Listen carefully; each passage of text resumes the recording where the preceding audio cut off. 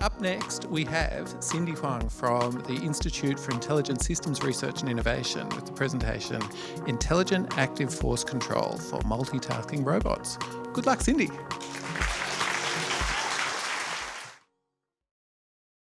Let's meet Yuki. So Yuki is a Japanese rescue dog. So rescue dogs are usually selected at a very young age because they're smart and very obedient. They are trained to search and rescue people in the aftermath of disaster and perform tasks, such as bringing food or survival equipment to people in difficulty. During emergency, Yuki can easily step on sharp rubbles and reach places that humans can't, bring the hope of survival to desperate people. However, the lives of both rescuers and rescue dogs are put at risk. At any moment, they could face a falling bricks and collapsing building. To protect this brave dog and people, could use robots instead?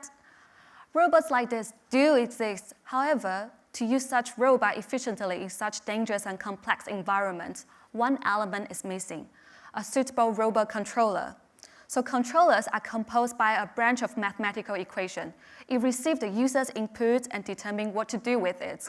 So for example, like a video game controller, let you to control the character's actions by moving joysticks or clicking buttons.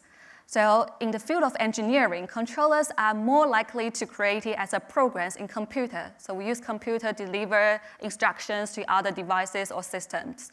But currently, the market has two limited options for controllers that are compatible with robots face unpredictable disturbances, or we can call them noises, such as bumps or uneven grounds.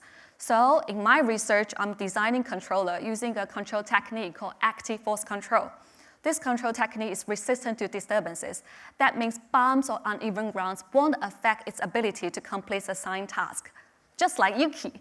And so because this is the first time that active force control has been used in such complex and dangerous environment, to further improve its accuracy and efficiency, we are exploring the artificial intelligence methods. And also after testing simulation, it has been proved that active force control actually outperforms other controllers in the presence of various disturbances.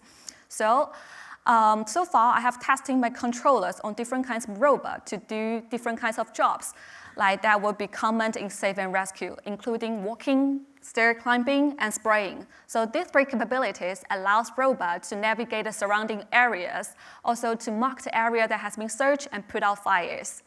So Yuki could be exhausted during the operation, but robots can definitely work for much longer.